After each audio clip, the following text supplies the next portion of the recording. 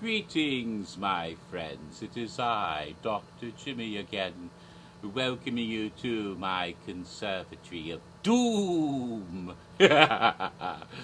Yes, and let us start again with the usual t-shirt nonsense. Today's t-shirt is this lovely Halloween Horror Nights t-shirt from 2003, 16 years ago, and the event of Universal Orlando, Halloween Horror Nights 13, featuring the director. Are you ready for your close-up? You ought to be in pictures. This shirt glows in the dark. Ooh, spooky. Wonderful. And so we now continue with my reaction videos to Horror Nights announcements this year, which I have been so delayed on. Now I'm trying to catch up, and maybe I can get up to the most current announcement just in time for the next one to come out. Because it could come at any moment, you never know. At any rate, I now come to the one that was made on Monday, April 29th. That, of course, had been Monday 4 weeks ago. So that would be, I believe, 33 days ago. My goodness. Yes, 33 days ago. Oh, still more than a month ago. On that day was announced the third haunted house for Universal Orlando Halloween Horror Nights 29, which is now going to start in less than 14 weeks, because it's Saturday, June 1st. It's June already. Oh my goodness, yes, it's June. And that means, of course, that it's now 13 weeks and 6 days till Halloween Horror Nights 29. Or if you like, I believe that adds up to 97 days. What fun. All right. And the announcement was made, though, 33 days ago on Monday, April 29th. The third house for Halloween Horror Nights 29, and also the third maze for Halloween Horror Nights 2019 at Universal Studios Hollywood, which will start 1 week later on Friday the 13th, 2019. And these were the second intellectual property mazes and houses for each of those events, yes. After Stranger Things, which had been the first one, and again, it sort of shares an IP. It does, and yet they're very different houses, or mazes, or whatever you call it. Hello, cat. Or cats. Yes, there's a... Lenny is here. You see the tail? Yes, Lenny, you wonderful pussums. How are you? Oh, that's good to know. Yes, she likes to talk. It's a nice kitten. So, yes, the whiskers stick out. Yes, good cat, nice cat, pretty little cat. All right, then, so let me continue. The house that was announced for Orlando are some old favorites. Indeed, the very first Universal IP for Horror Nights ever. Because way, way, way back, usually right back over there, no, way back in 1986, at the very first Horror Nights in what was then only known as Universal Studios in California, the first ever Halloween Horror Nights event, which was on 3 consecutive nights, beginning on Halloween night, Friday, October 31st, 1986. And then November 1st and 2nd, featured the Universal classic monsters in various scenes throughout the park, including Frankenstein, Dracula, the Wolfman, the creature from the Black Lagoon, the Mummy, and the Bride of Frankenstein. All of them were there that year, and some of them will be coming back again this year. They've been back many times over the years. Indeed, they were present at the first Horror Nights. Dracula and the creature from the Black Lagoon had scenes in the Dungeon of Terror at Fright Nights in Orlando. I meant the first one in Orlando, yes. And all of the monsters, even the Phantom of the Opera and the Hunchback of Notre Dame, were in the park, appearing on the stage in what was called Main Stage Madness. And I couldn't possibly cover every single appearance of the Universal Classic Monsters at Horror Nights at both parks, because they've popped up many, many times over the years. The most recent time in Orlando, I believe, was in 2015. I think so. 2015, during the anniversary Halloween Horror Nights 25, when many of them were in scenes in Jack Presents 25 Years of Monsters and Mayhem, and also in that lovely scare zone called the All Night Die-In double feature in black and white. Scare actors in black and white, yes. That was fun. And then, of course, in Hollywood, though, they were there last year in a Universal Monsters maze, which seems to be inspiring this year's maze in Orlando, house in Orlando. The artwork is similar. Very lovely artwork. And again, the idea is to take the old monsters and liven them up for update them for the 21st century. When was the first time I heard that? Oh yeah, in the year 2000, when Michael Roddy was saying that's what they're going to do for a haunted house at Halloween Horror Nights 10. So they're always saying they're going to update them. Sometimes they're really not all that updated. But and of course the company, the bigger company, has been trying to bring them to movies in new ways, the most successfully with the Mummy films with Brendan Fraser. Van Helsing wasn't very successful, unfortunately, and they've been trying to reboot them again. Dracula Untold, that didn't work out so well, so they're trying to create a shit like a Marvel universe, but the Universal Monsters universe, Dark Universe, they tried to call it.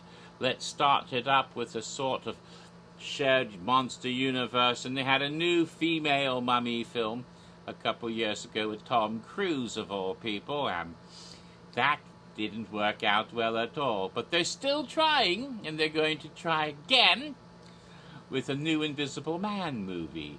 I just don't see it. No, I just can't see the Invisible Man. Who can? He's invisible. All right. So, Universal Monsters is our haunted house this year. A new spin on the monsters, perhaps? Yet another monster maze, but maybe they'll be very exciting. The one in Hollywood was really, really fun and successful, and had all sorts of wonderful bits of having movie theaters and the monsters come out of the screen at you. Of course, I didn't see it last year except in videos, but it looked thrilling, and the descriptions I've heard are quite wonderful. It may be something like that, or it could be entirely different, because, of course, the people who create those houses and mazes are working separately, and they do their own thing, like David S. Pumpkins is his own thing. All right, so here we are. We do know, however, some of the monsters that will be in the house in Orlando. The ones that have been confirmed include Dracula. You didn't think I was going to leave out my little friends, did you? Yes, Dracula and Frankenstein. Yes, there he is, all spooky, those little neck bolts. Ooh, kind of sexy, those neck bolts. The Wolfman, poor cursed Larry Talbot. Yes, there he is. The Mummy. Which mummy? Imhotep or Keris? Not sure. Maybe one of both. There we go. The Mummy and the creature from the Black Lagoon. Lovely. All scaly and fishy. I have another one. I'll show you. I have another Frankenstein. This was one that was released more recently. They did a second Frankenstein, not a chase variant, a totally different pop, showing him with the little flower from that scene where the little girl with the flowers and the kitty cat. And he thought, oh, the flowers float in the water. Let's see if the girl floats. Oh, damn, she drowned. Ah, ah. And then he runs off, and oh, the villagers are after him with pitchforks and torches again. Oh, that poor old bastard. He can never catch a break. always get a bit verklempt when I watch those movies, especially Bride of Frankenstein. I always tear up in that scene where the monster finally finds a friend, you know, the old hermit, and there's a crucifix on the wall because he doesn't judge. He's a really good Christian, and he's willing to be a friend to the monster, and the monster's like found a friend, and music, good. Smoke, good. Yeah, what was he smoking, I wonder? Food, good. Drink, good. Yes, he could have just been there eating and drinking and smoking and having a good party with his hermit friend. But then John Carradine showed up to mess it all up. Poor old guy. Poor Mom. Then it's like, Dad is better. I like Dad. Yes, he got all depressed and morose and morbid about it all. She hates me. Poor old monster. Poor old guy. Oh, well. So will we see any of that in the house? Maybe. We know those particular critters, those 5, are definitely going to be in the house because they've told us that. But will there be others? What about the bride of Frankenstein? Very likely. It's not been confirmed, but in some of the artwork there's a female figure. That may very be the bride. Of course, there's also Dracula's daughter. We've never seen her before. We've seen some of his brides, but there was a wonderful Dracula's daughter Universal Monster movie back in the day. Yes, and then, of course, I don't see it happen. No, I'm not going to do the same damn joke again. The Invisible Man might show up. He doesn't get around in Orlando that often, although he was in that scare zone in 2015. Invisible Man, maybe, perhaps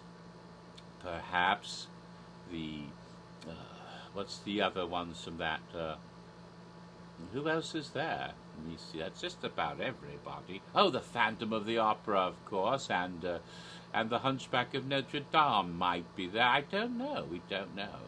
There's some more obscure characters that are actually part of the Universal Monsters films that started way back in the 1920s. If you start with the Hunchback in 1923 and ends right around the early 1950s with the creature from the Black Lagoon in that cycle.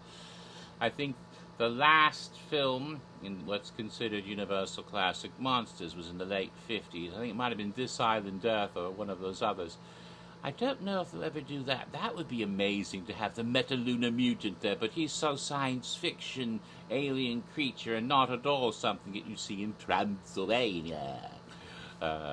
So who knows? The creature was in South America too, for that matter, but they can still fit him in because he is one of that crew, the Universal Monsters. Yes. Oh, and there are a few other more obscure ones, like the Captive Wild Woman. Don't think we'll ever see her, though. No, that just doesn't fly in today's modern society. There's a whole lot of racial overtones, not to mention Me Too overtones with that character. It might be difficult to breathe, but then who knows? Maybe they can get around that somehow. Oh, yes. It's like the old carnival girl into gorilla thing they used to do. Oh, so there.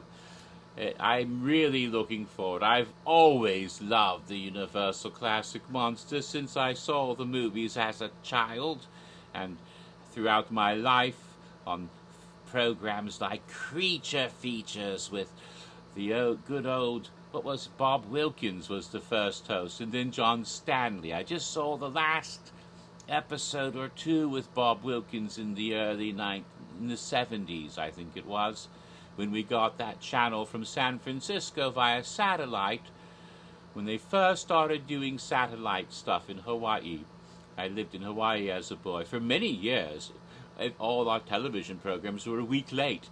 They'd actually fly them in by plane, and we wouldn't see what was on TV until the next week. And so all of our programs and episodes are always a week late. And then suddenly, right about the late 70s, we got all this wonderful satellite technology for Hawaii at last. The rest of the world had it for a while, but we got access to stuff.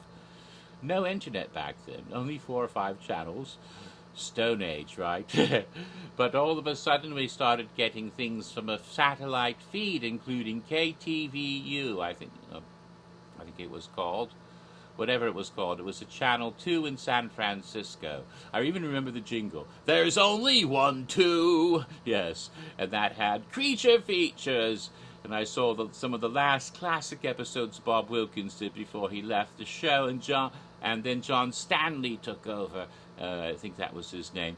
And wonderful hosting. Wonderful things, and old Universal Classic monster programs and Hammer films and all sorts of other wonderful things, including some I had not seen until that point as a teenager. So it was quite loved the old classics, and always have a very soft place in my heart for the monsters, a soft place, so a wooden stake will take that out of that. Yes, love them very much. And every time they come back at Horror Nights, I'm just filled with glee. Oh, I love that house, even though it was sort of a pop-up almost at the last minute to fill in for the loss of another house back in 2012. But nevertheless, that was really cool, even if it was done on the fly. And of course, in 2015, they had some wonderful scenes in that house, Jack Presents, with the monsters. And now they're coming back in an even bigger way with their own house. And it's bound to be a very good one, I expect. I'm really looking forward to it. Where will the house be? That's all a matter of speculation and rumor. The one rumor I heard is that it's going in the new Parade Warehouse, Building 108, where last year we had seeds of extinction, which means we need to pack some food and water and some comfortable shoes for that 9-mile trek out to the building. Hopefully it won't be so exhausting this year. I really need to get into shape. I've been doing some walking in the morning, trying to get into shape, but I still need to lose another 50 pounds or something. Probably won't lose that much by September. Maybe 10, 15, 20 pounds if I can. I'll do my best. Get some of this lard off of me so that I can get in shape and enjoy it. Some, though, on that speculation map where they put the queue line, it looks like they're thinking this house might go into the old Parade Warehouse. That is, the former Parade Warehouse, Building 79, where Trick or Treat was last year. So there's a couple of different rumors then, but the first one I heard was the new Parade Warehouse. But wherever it is, it seems that people are thinking it's going to be in one of those two buildings out there, back behind Kids Zone. So we'll see. I'll probably see it many, many times. I'm really looking forward to my friends. In Hollywood, they are doing Universal Monsters again, but not like last year, and not like Orlando this year.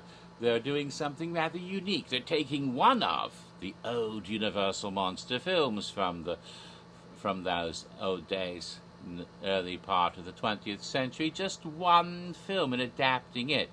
A loose adaptation, they're saying, of the film Frankenstein Meets the Wolfman. That would be. The name of the house is Universal Monsters, Frankenstein Meets the Wolfman, and thus is loosely adapted, according to John Murdy. He used the word loosely, which means he can do whatever he wants with the story, not just write out of it. In the 1943 movie of the same name. That was unique because in that movie, for the only time, Bela Lugosi, you know, the guy who was Dracula, played Frankenstein. So Frankenstein was a lot shorter than he ever had been before, playing against Lon Chaney as the Wolfman, because originally Boris Karloff had played. Boris Karloff, yes, Boris Karloff, from the, I didn't do the voice right. I can't think of it right now. It's some other time. But Boris Karloff had done the original monster through, I think, Bride and Son of Frankenstein. And then after that, I think Lon Chaney took over for quite a few. Lon Chaney is the guy who played all the monsters, except for the Invisible Man or the Phantom or the Hunchback, but his dad was the Phantom and the Hunchback. Yes, Lon Chaney Jr. had played Dracula, Frankenstein, because in Son of Dracula he played Dracula. The Wolfman was his own. The Wolfman, no one else played the Wolfman. But he had played Dracula once in Son of Dracula. He played Frankenstein in many films after Karloff. He was in what was it called? He played the Karras, the mummy Karras, after a guy named what was his name? Tom Tyler or something like that had been the second mummy after Karloff's first mummy, but it was Karras. Karloff's mummy was Imhotep, but Karras, the mummy, became the one that was featured in all the sequels, and Lon Chaney eventually started playing that character as well. So he was he's the only person to have played Dracula, Frankenstein, the Wolfman, and the Mummy. All four of those characters. Christopher Lee played Dracula, Frankenstein, and the Mummy, but he never played the Wolfman.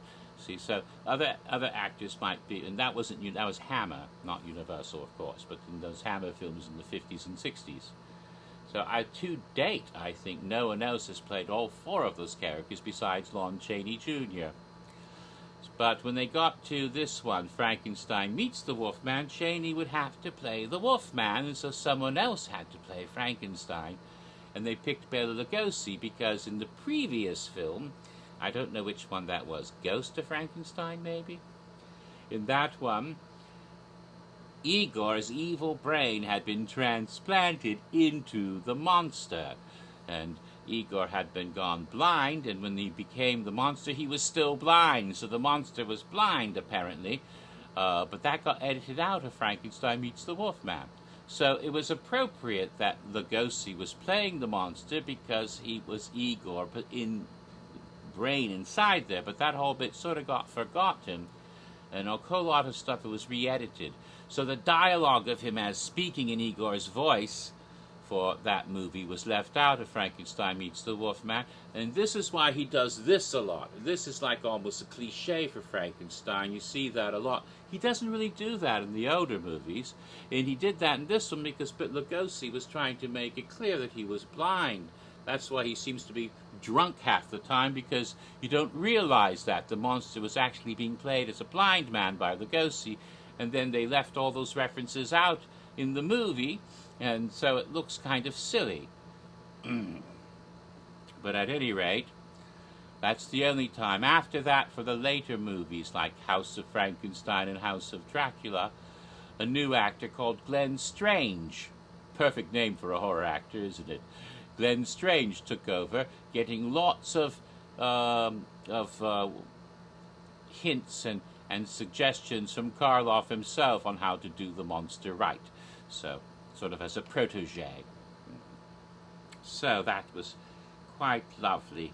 Now, so the maze in Hollywood is Frankenstein Meets the Wolfman. That go like this. Hello, I'm the Wolfman. Hi, I'm Frankenstein. Pleased to meet you. No, I could ship it. Hey, you look pretty hot. Kiss, kiss, kiss. No, that's disturbing. That's a really loose interpretation that I don't think they're going to go there. It'd be a totally different type of adventure.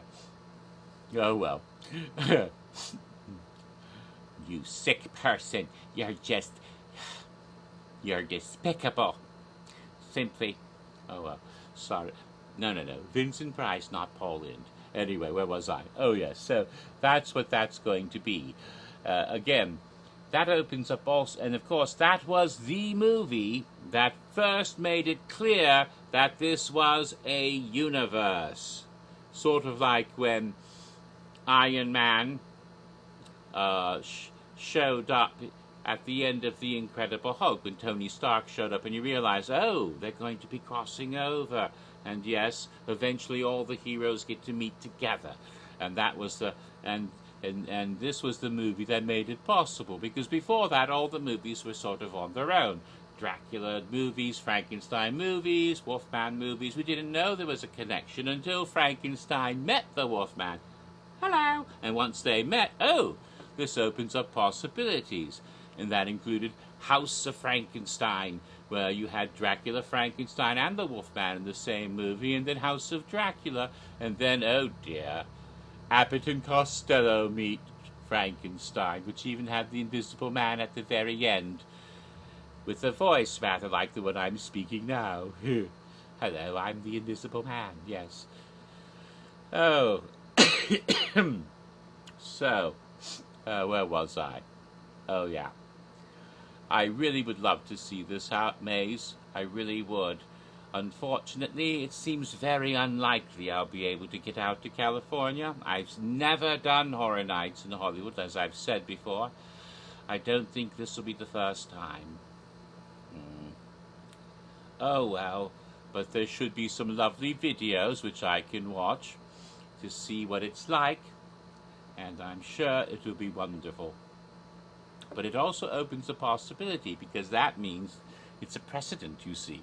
And so that means we might have more mazes that are deliberately, specifically adapted from single films of those franchises, which they really haven't done before. I mean, we've had, you know, a Frankenstein house, but it was not really from any of those films. It was, what was it called? It was called Creation of the Damned, or Dracula's Legacy of Blood, but that really wasn't based on any one of the Universal films in that way. The Wolfman house was based on the recent remake. So to go back to the 30s and 40s and take those films and adapt them, this is kind of new. So who knows, you know, we might have something like, in the future someday, they might do one like on Son of Dracula, or do one for, or, you know, with a little mustache, or they might do one for Dracula's daughter, which would be pretty amazing. Now, my dream Universal Classic Monsters house, it would be a film made into a house that is not really a Universal film, but it features all the great creatures, but not exactly Universal. That's the Monster Squad. I would love to see a Monster Squad film if they could get the rights.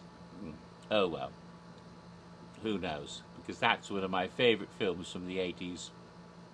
So, that covers this video, I guess, and it's not even been a half hour almost. That's wonderful. So this then catches up through all the announcements made in April. And so, if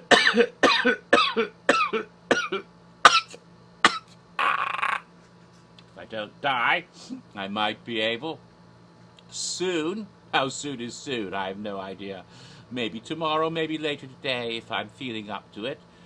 Get to the last reaction video, which is, of course, for the announcement that was made last week, Tuesday, only 11 days ago, on Tuesday, May 21st.